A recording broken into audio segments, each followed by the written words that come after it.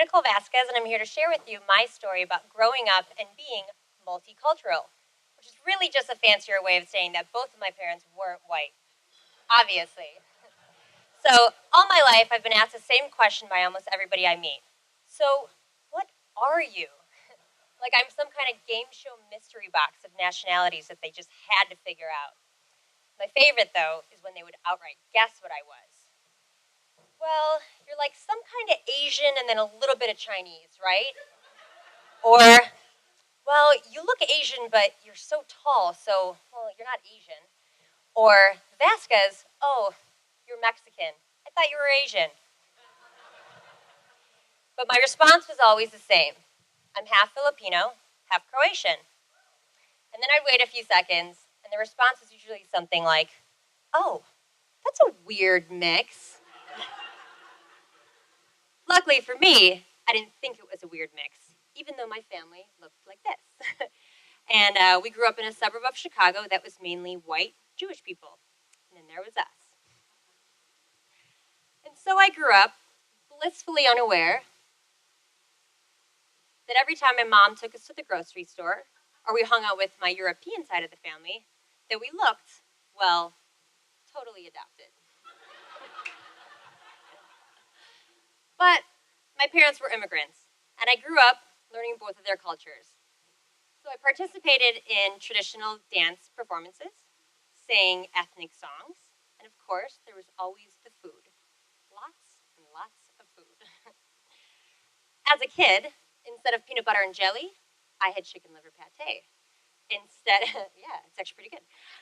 Instead of hot dogs, I had blood sausages. Instead of a turkey on Thanksgiving, I had an entire roasted pig. But for me, all of this was totally normal. The stockpile of house slippers by the front door, the plastic runners that covered all of our carpeted hallways, the way every meal included the use of a rice cooker, and my heavily Europeanized nicknames, Nikita and Nicola. As I got older, I started getting hints that where I came from was a little different and not easily categorized. Most notably when I started taking standardized tests like these. And I had to ask myself, wait, so what am I? And I had to think, well, if I choose Asian, I'm choosing dad, but I'm bad at math, so I'll bring the whole race's scores down.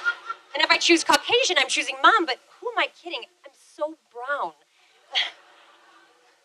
And as I got older, I started to travel. And I fell in love with seeing the world and how every place is wonderful and different in its own unique way. And all of a sudden, I was no longer a weird mix because every continent I went to, every country I went to, I was always just called an American. I was actually called a white ghost one time on a trip, and I was like, really? Come on. Really? Way off. And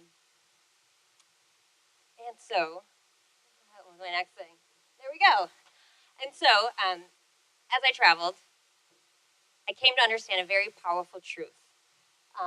That most people around the world live very differently than we do. But more importantly, that there is no one way, right way, or best way to live a life. And so in seeing these different cultures, and as different as each country can be, I understood that everybody is the same in two ways. We are human and we are global citizens because we all live on the same earth. And so whoa, that's way off. And so as I came to understand that everyone, no matter where they live on this earth, want the same things for themselves and for their families, the concept of identity and categorization of what I was became less important. Multiculturalism is defined as the preservation of different cultures and identities within a unified society. And I believe we have that here in Chicago and in America. And so, I accept and embrace that I am what I am. And it's a lot of different things. Oh, and that slide's ahead of me. So what was I going to say? Oh yeah, we'll just burn through this slide.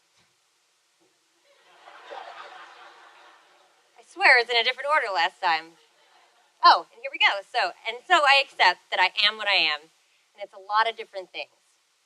But that's my story, and my weird mix, and I'm proud of it.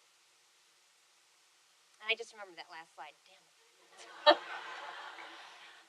But my story is part of a much larger story, but I care to hear about as many of other people's stories as I can in my life.